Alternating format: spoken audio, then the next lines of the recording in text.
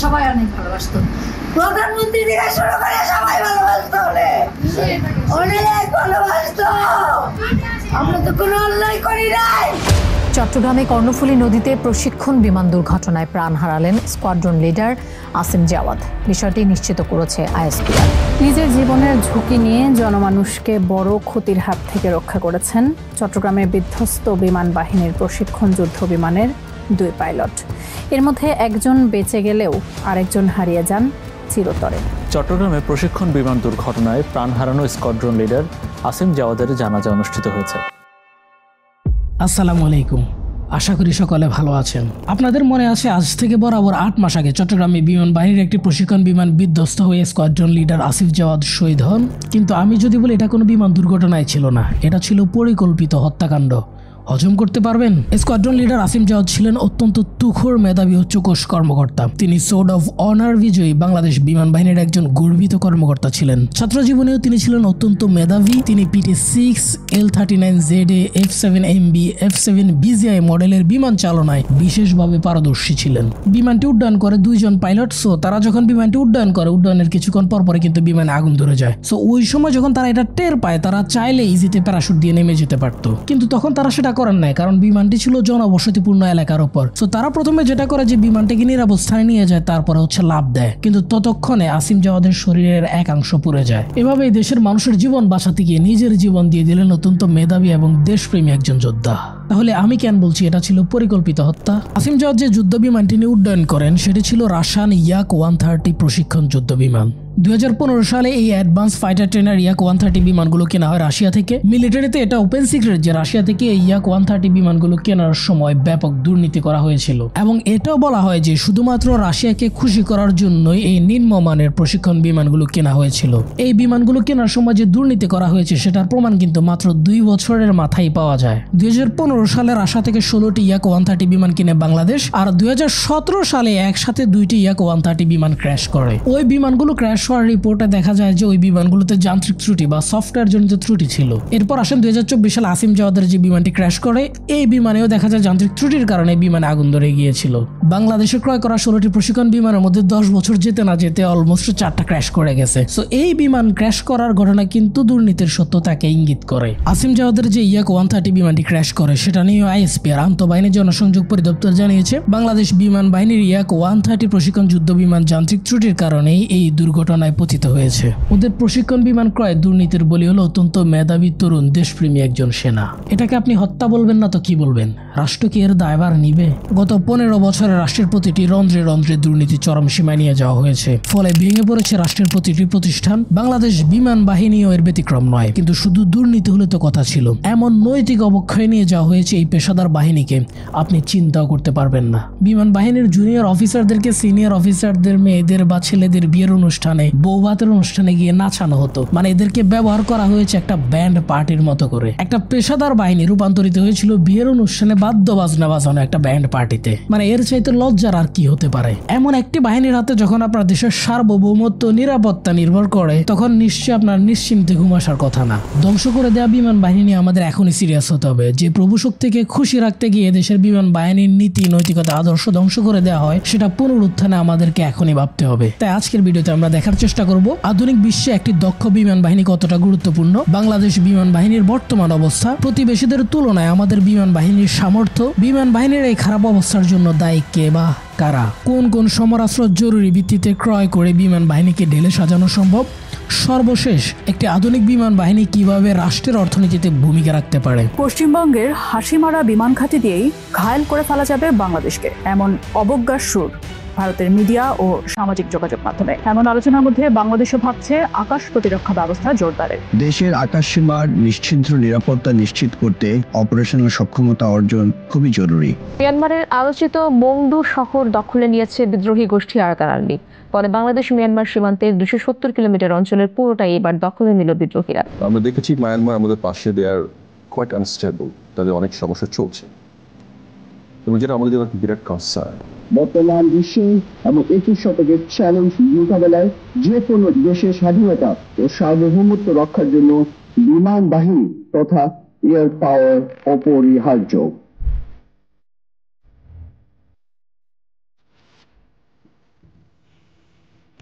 সভ্যতার সূচনা লগ্ন থেকে পদাতিক বাহিনী যুদ্ধক্ষেত্রে মূল ভূমিকা রাখলেও পরবর্তীতে নৌবাহিনীর গুরুত্ব বৃদ্ধি পায় এবং দ্বিতীয় বিশ্বযুদ্ধ থেকে বিমান বাহিনী আধুনিক যুদ্ধ এবং বৈশ্বিক নিরাপত্তা কৌশলে এক অনন্য ভূমিকা পালন করে। বর্তমানে আধুনিক বিমান বাহিনী ছাড়া এক প্রকার যুদ্ধ জয়লাভ করা বা টিকে থাকাই অসম্ভব। রিয়েল এক্সাম্পল যদি দেই, অত্যন্ত শক্তিশালী সেনা ও নৌবাহিনী থাকার পরও জাপান দ্বিতীয় বিশ্বযুদ্ধে হেরে যাওয়ার অন্যতম কারণ ছিল প্রতিপক্ষ আমেরিকার তুলনায় বিমান শক্তিতে পিছিয়ে থাকা। এরপর আপনি যদি 1950 থেকে 53 এর কোরিয়ান যুদ্ধ, ভিয়েতনাম যুদ্ধ, 6 ডেজ ওয়ার, ইয়ম কিপুর যুদ্ধ, উপসাগরীয় যুদ্ধ, আফগানিস্তান ও ইরাক যুদ্ধ সহ দ্বিতীয় বিশ্বযুদ্ধের সময় পরবর্তী যত যুদ্ধ হয়েছে সব ক্ষেত্রেই কিন্তু বিমান বাহিনী অত্যন্ত গুরুত্বপূর্ণ ফ্যাক্টর হিসেবে কাজ করেছে। ইসরায়েল নামক অবৈধ রাষ্ট্রটি শুরু থেকে আধুনিক বিমান বাহিনীর জোরে মধ্যপ্রাচ্যে টিকে আছে। 6 ডেজ ওয়ার 1967 এবং ইয়ম কিপুর যুদ্ধ 1973 জয়ের ক্ষেত্রে ইসরায়েলের বিমান বাহিনী গেম চেঞ্জার ভূমিকা পালন করে। গোটা আরব বিশ্ব মিলে ইসরায়েলের সাথে যুদ্ধ করে মাত্র 6 দিন টিকে থাকতে পারে নাই। তার অন্যতম কারণ হলো ইসরায়েলের বিমান বাহিনীর আরব দেশগুলোর আকাশে একচ্ছত্র আধিপত্য।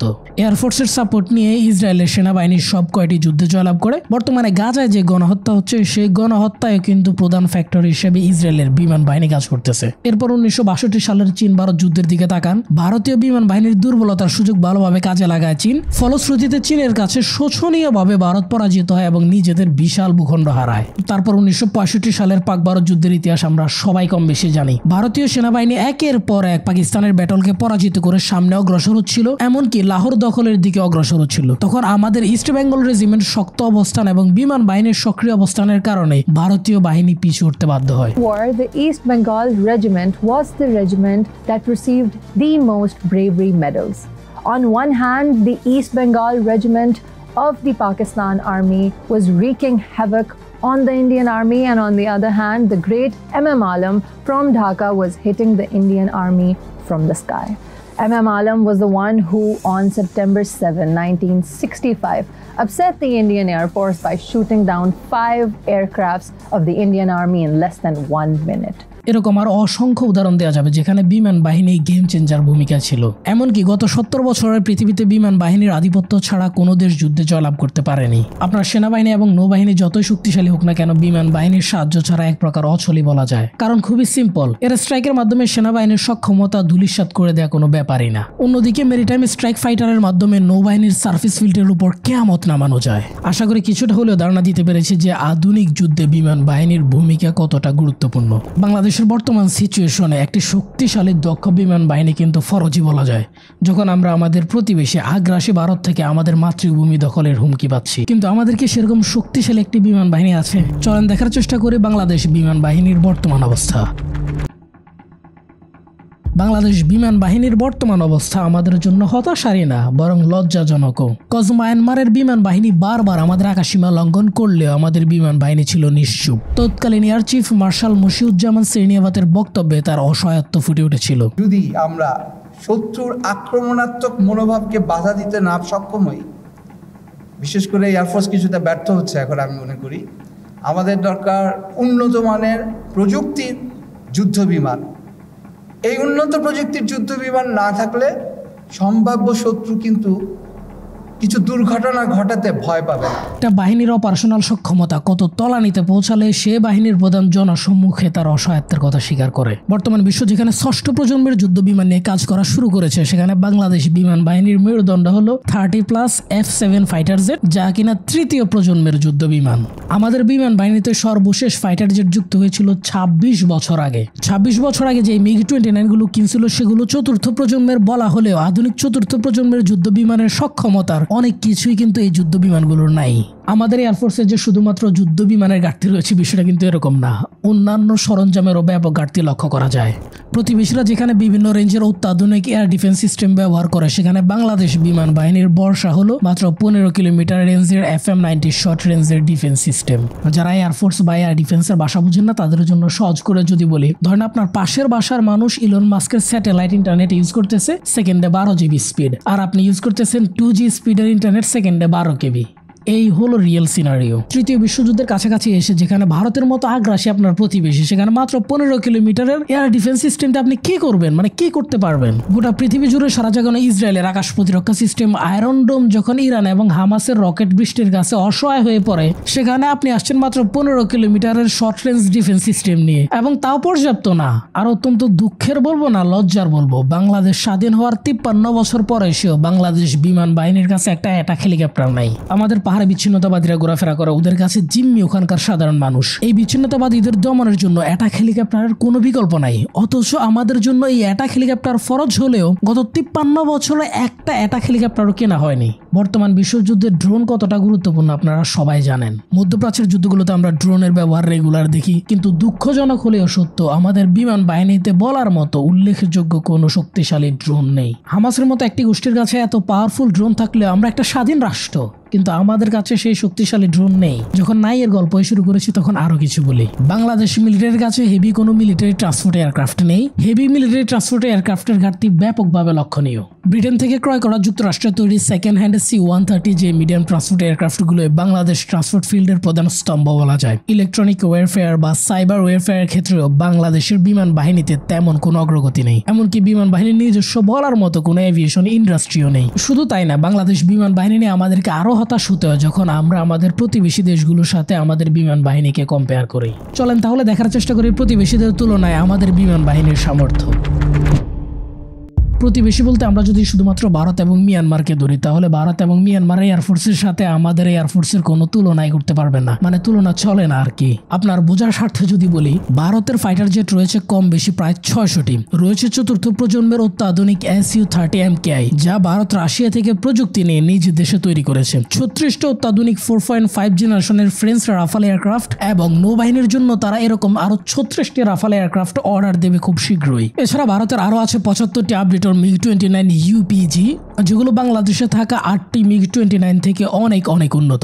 এমনকি ভারত তাদের বন্ধু রাষ্ট্রগুলোর সহায়তা নিজস্ব প্রযুক্তিতে তৈরি করে এই LCA তেজাস সার্ভিসে এনেছে। এর বাইরে আরো বেশ কয়েক ধরনের এয়ারক্রাফট ভারতে রয়েছে, যেমন MiG-21, জাগুয়ার ইত্যাদি। অন্যদিকে আপনি যদি মিয়ানমারের এয়ারফোর্সের দিকেও তাকান, মিয়ানমারের এয়ারফোর্সে রয়েছে 6টি 4.5 জেনারেশনের Su-30, 30টারও বেশি আপগ্রেডেড MiG-29। পাকিস্তান ও চীনের যৌথভাবে তৈরি JF-17 থান্ডারও রয়েছে 16টির মতো। এছাড়া A-5, F-7 সহ আরো নানা ধরনের এয়ারক্রাফট ইনভেন্টরি রয়েছে মিয়ানমারের এয়ারফোর্সে। কিন্তু বাংলাদেশে বলতে গেলে কোনো কার্যকর ডিফেন্স সিস্টেম নেই, শুধুমাত্র শর্ট রেঞ্জে কিছু FM-90 রয়েছে। কিন্তু অপরদিকে আপনি ভারত এবং মায়ানমার দিকে তাকান, তাদের বিভিন্ন রেঞ্জের লেয়ার্ড আকাশ প্রতিরক্ষা ব্যবস্থা রয়েছে। সো বোঝাই যাচ্ছে বর্তমান বাংলাদেশ বিমান বাহিনীর যে অবস্থা, সেখানে ভারত তো দূরে থাক, মিয়ানমারের বিমান বাহিনীর কাছে আমাদের বিমান বাহিনী 24 ঘন্টাও টিকে থাকতে পারবে না। আমাদের বিমান বাহিনীর এই হতশ্রী অবস্থা দেখে আপনি হয়তো জিজ্ঞেস করতে পারেন, একটি রাষ্ট্রের 50 বছর পরে এসেও বিমান বাহিনীর এই অবস্থা কেন, বা এই খারাপ অবস্থার জন্য দায়ী কারা? তার উত্তর খুবই সোজা। আমাদের পার্শ্ববর্তী দেশ কখনো চায়নি আমাদের দেশে একটি শক্তিশালী বিমান বাহিনী গড়ে উঠুক। তাদের ইন্টেলিজেন্স এজেন্সি 24 ঘন্টা আমাদের সশস্ত্র বাহিনীর পিছনে লাগিয়ে রাখা হয়েছে,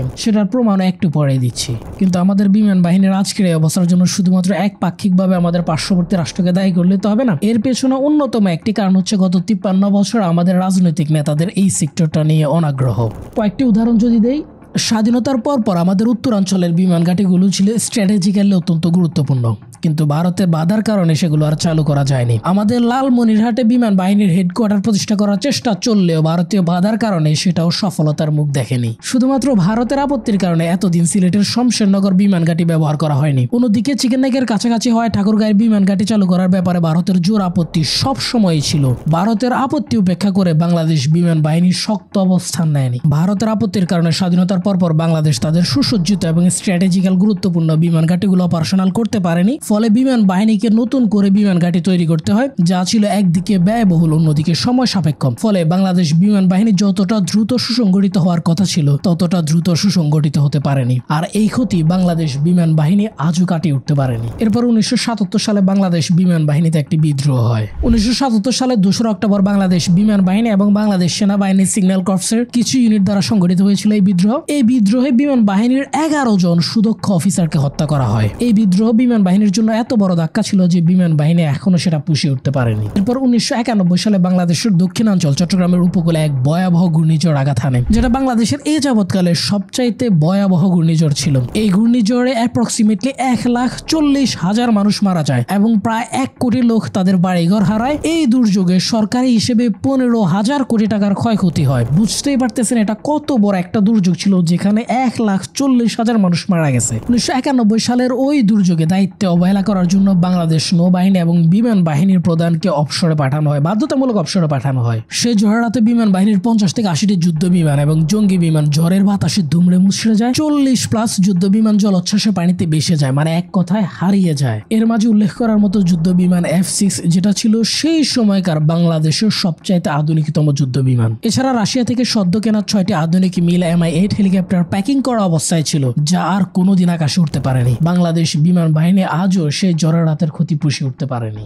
বাংলাদেশ বিমান বাহিনী পিছিয়ে পড়ার আরো একটি কারণ ধরা যেতে পারে বিএনপি আমলে শুধুমাত্র বিমান বাহিনী নয়, পুরো সামরিক সেক্টর নিয়ে অবহেলা।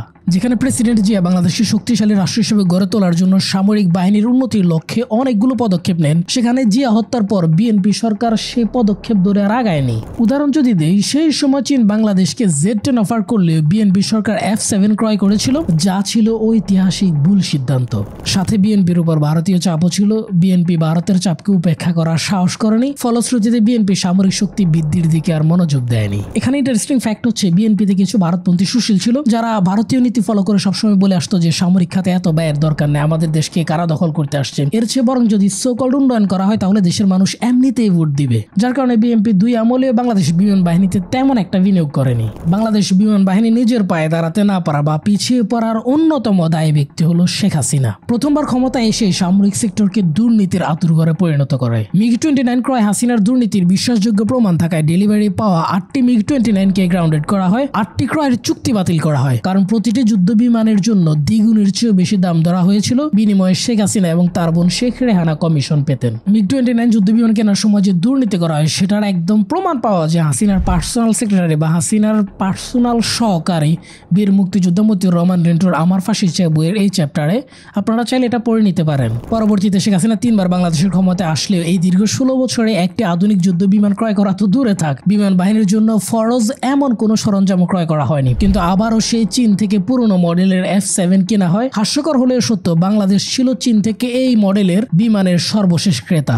হাসিনা বিমান বাহিনীতে অস্ত্র, যুদ্ধ বিমান বা দুর্নীতি এগুলো করে যে বিমান বাহিনীর যে ক্ষতিগুলো করছে এগুলো একটা সময় পর পুষিয়ে নেওয়া যেত। কিন্তু হাসিনা পুরো বিমান বাহিনীকে একটি আনপ্রফেশনাল কালচারাল ফোর্সে পরিণত করে। তাদের কাজ ছিল শুধুমাত্র কালচারাল ফাংশন অর্গানাইজ করা। বিমান বাহিনীর এই অফিসারের মেয়ের গায়ে হলুদ, ওই অফিসারের ছেলের সুন্নতে খতনা, এগুলোতে গিয়ে বিমান বাহিনী ব্যান্ড বাজাবে আর নাচ গান করবে, মানে এইটাই ছিল, মানে ওদের মোরালিটি পর্যন্ত নষ্ট করে দেওয়া হয়েছে। আপনি যখন কোনো দেশের সোলজারদের মোরালিটি, বিলিভ, ফেথ, ক্যারেক্টার ধ্বংস করে দিতে পারেন, তখন ওই সোলজারদের সাথে আপনার যুদ্ধ করা লাগবে না, ইজিতে আপনি বিজয়ী হয়ে যেতে পারবেন। ঠিক এই কাজটাই করেছিল শেখ হাসিনা। এই ক্ষতি বাংলাদেশ বিমান বাহিনী কবে নাগাদ পুষিয়ে উঠবে সেটা অনিশ্চিত, বা আদৌ উঠতে পারবে কিনা। হাসিনার ক্ষমতাকালে সামরিক বাহিনীর কেনাকাটা নিয়ন্ত্রণ করতো শেখ রেহানার দেওর জেনারেল তারেক আহমেদ সিদ্দিকী। এই জেনারেল তারেক আহমেদ সিদ্দিকী কত বড় বাটপার, কত বড় দুর্নীতিগ্রস্ত লোক ছিলেন আপনি চিন্তাও করতে পারবেন না। তারেক সিদ্দিকী কিন্তু আপনার তাকে কিন্তু মিলিটারির লোক বলতে পারবেন না, সে ওই লেভেলে গিয়েছে কি হিসেবে, শেখ হাসিনার আত্মীয় হিসেবে। পিলখানা হত্যার মাস্টার মাইন্ড এই তারেক আহমেদ সিদ্দিকীকে বলা হয়। এই তারেক আহমেদ সিদ্দিকী ছিল হাসিনার মতো ভারতের পাপের, তাই ভারতের স্বার্থের উদ্যোগে বাংলাদেশ সামরিক বাহিনীর জন্য সেরকম শক্তিশালী কোনো যুদ্ধ বিমান বা বাংলাদেশ সামরিক বাহিনীর জন্য সেরকম যুদ্ধের সরঞ্জাম কিনেনি। যেগুলো সরঞ্জাম কিনেছিল সেগুলোতে ছিল ব্যাপক দুর্নীতি। ভিডিওর শুরুতে তুলে ধরেছিলাম রাশিয়া থেকে ফাইটার Yak-130 কেনার দুর্নীতির কথা, এবং রাশিয়া থেকে যে ফাইটার ট্রেনার Yak-130 কেনা হয় 10 বছরের মাথায় 16টির মধ্যে 4টা অলরেডি ক্র্যাশ করে গেছে, এবং ওদের দুর্নীতির কারণে শহীদ হতে হয় দেশপ্রেমিক যোদ্ধা আসিম জাওয়াদকে। হাসিনার আমলে অন্য সব বাহিনীর মতো বাংলাদেশ বিমান বাহিনীকেও চরম দলীয়করণ করা হয়, অনেক দক্ষ অফিসারকে চাকরিচ্যুত করা হয়, ফলে বাংলাদেশ বিমান বাহিনীর অপারেশনাল কার্যক্ষমতা এবং বাহিনীর প্রফেশনালিজম একদম ভেঙে পড়ে। ভারতীয় গোয়েন্দা বাহিনীকে কাজে লাগিয়ে বিমান বাহিনীর সদস্যদের মধ্যে অনাস্থার পরিবেশ তৈরি করা হয় এবং পারস্পরিক আস্থার জায়গাটি নষ্ট করে দেয়। হাসিনা সরকার প্রত্যক্ষ মদদে এবং সহায়তায় বিমান বাহিনীর বিভিন্ন পর্যায়ে ভারতীয় দালাল তথা রয়েল এজেন্টদের বসানো হয়। বাংলাদেশ বিমান বাহিনী একজন ভারতীয় অ্যাক্টিভ এজেন্ট রয়ের, ওকে হাতে নাতে ধরতে পেরেছে। সে অফিসারের নাম হচ্ছে স্কোয়াড্রন লিডার আব্দুল্লাহ ইবনে আলতাফ। এবং শুধু ধরেই নেই, ওর একটা বিশাল কানেকশনও তারা বিমান বাহিনী ডিটেক্ট করেছে এবং কোর্ট মার্শাল করে সেই অফিসারকে 10 বছরের জেল দিয়েছে। আপনি জাস্ট ইমাজিন করেন, আজ থেকে 50 বছর আগে ইসরায়েলের বিমান বাহিনীর কি অবস্থা ছিল, এখন কি অবস্থা। অথচ স্বাধীনতার 50 বছর পরে সে আমাদের রাষ্ট্রনেতারা পার্শ্ববর্তী দেশে স্লেভারি করতে গিয়ে আমাদের বিমান বাহিনীকে আগানো তো দূরে থাক, আরো 50 বছর পিছিয়ে দিয়েছে। ওভারঅল বাংলাদেশ বিমান বাহিনীর আজকের এই পরিস্থিতির জন্য আপনি দায়ী করতে পারেন ভারতের দাদাগিরি, গোয়েন্দা তৎপরতা, শেখ হাসিনার বিমান বাহিনীতে লাগামহীন দুর্নীতি, অস্ত্র না কেনা, সাথে হাসিনার মদদে ভারতীয় দালালদের, অযোগ্য দালালদের বিমান বাহিনীতে প্রমোশন দেয়া, এবং আপনি বিএনপি আমলে এই সেক্টরকে অবহেলাকেও দায়ী করতে পারেন। এখন কথা হলো, যা ক্ষতি হওয়ার তো হয়ে গেছে, আমাদের এই বিমান বাহিনীকে আমাদের সার্বভৌমত্ব রক্ষার জন্য আবার ঢেলে সাজাতে হবে। এর জন্য দরকার সরকারি পদক্ষেপ এবং সামরিক কেনাকাটা। সূর্যোদয় আমরা দেখি অন্য সবার আগে, খুব কাছ থেকে, দারুণ দুঃসাহসে নীলাকাশে দেই হানা।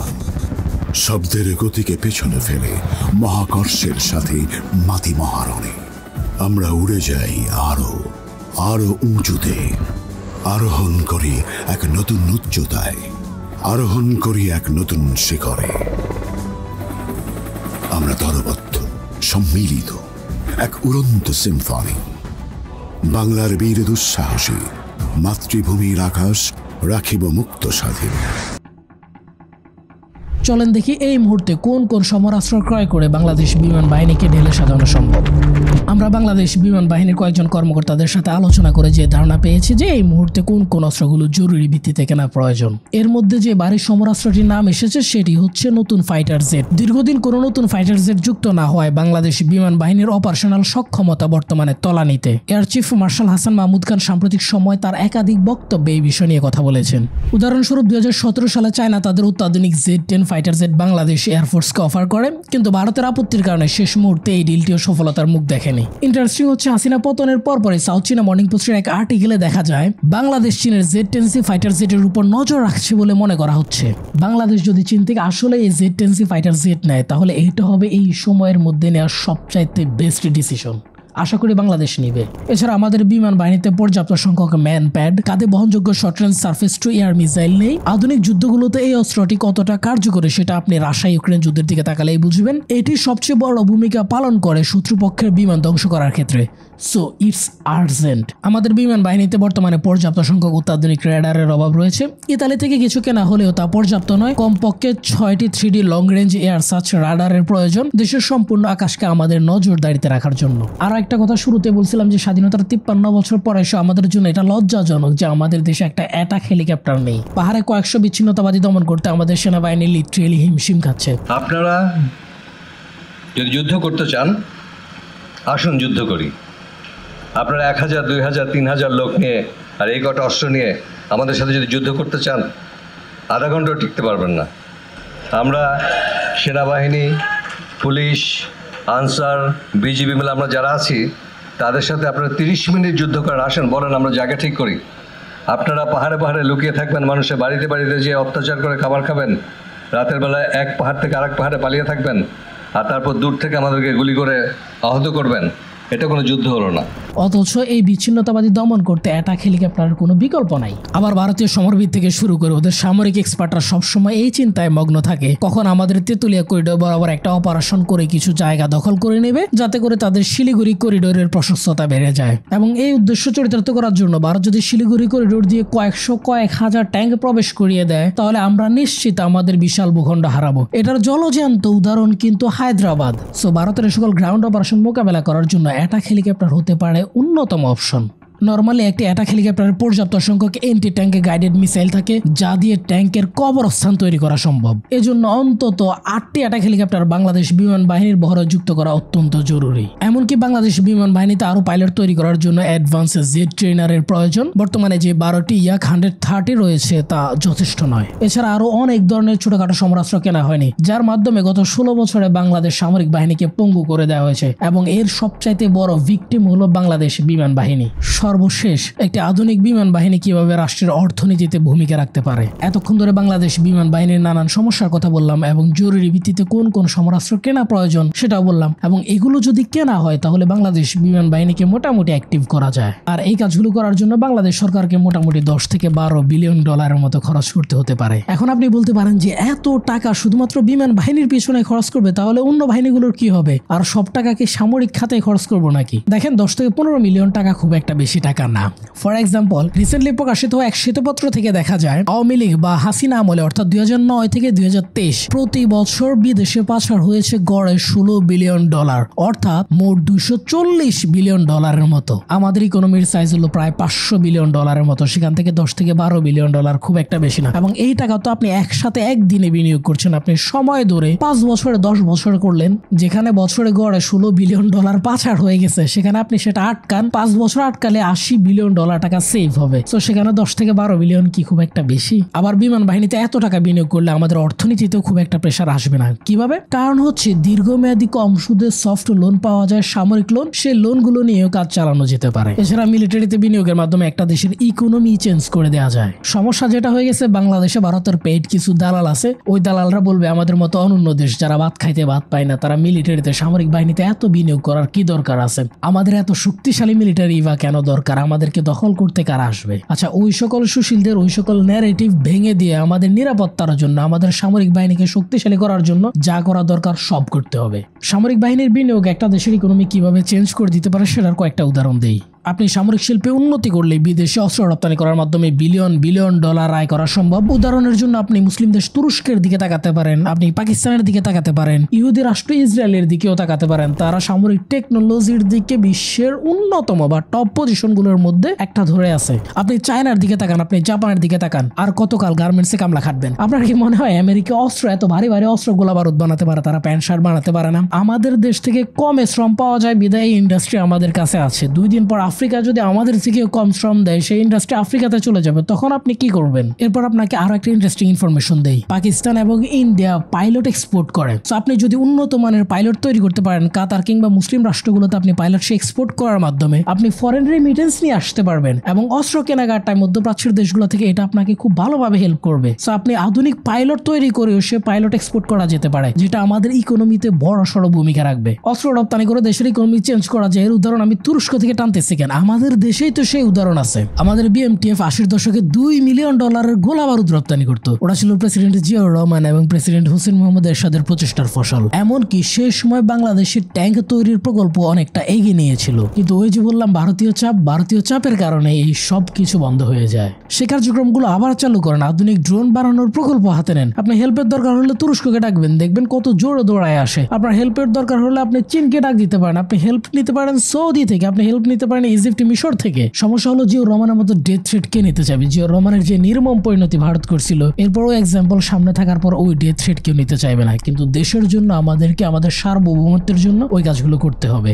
যদি আধুনিক ড্রোন, গোলা বারুদ সব বিভিন্ন সামরিক প্রকল্প হাতে নেওয়া হয়, তাহলে ওই প্রকল্পের লাভ থেকে বাংলাদেশ সামরিক বাহিনীর ব্যয় মেটানো সম্ভব। সর্বশেষ বলবো, আমাদের হাতে বর্তমানে একটা গোল্ডেন সুযোগ তৈরি হয়েছে। তো এই মুহূর্তে আমাদের সরকারের উচিত হবে ভারতপন্থী, ভারতের দালালদেরকে ছাঁটাই করে বাংলাদেশপন্থী প্রো বাংলাদেশি দেশপ্রেমিক অফিসারদেরকে বিমান বাহিনীতে নিয়োগ দেয়া। সাথে কূটনৈতিক দিক থেকে তুরস্ক, মিশর, সৌদির মতো দেশের সাথে সম্পর্কের উন্নতি করে আধুনিক বিমান বাহিনী তৈরি করার প্ল্যান করা এবং বাংলাদেশ বিমান বাহিনীতে জরুরি বিনিয়োগগুলো নিশ্চিত করা। কারণ এখানে আমাদের প্রতি ইঞ্চি মাটির প্রশ্ন, আমাদের সার্বভৌমত্বের প্রশ্ন। বাংলাদেশ বিমান বাহিনীকে ঢেলে সাজানোর বিষয়ে আমি যে পদক্ষেপগুলো নিয়ে আলোচনা করেছি, এই বিষয়ে আপনার মতামত জানাতে পারেন, এবং ভবিষ্যতে এরকম ডিফেন্স রিলেটেড ভিডিও চান কিনা, চাইলেও নেক্সট কোন বাহিনীকে নিয়েছেন এবং আজকের ভিডিও স্পেশালি কেমন লেগেছে সেটা কমেন্ট করে জানাতে পারেন। ধন্যবাদ সবাইকে। মা, মাটি ও দেশকে ভালোবাসুন। আল্লাহ হাফেজ।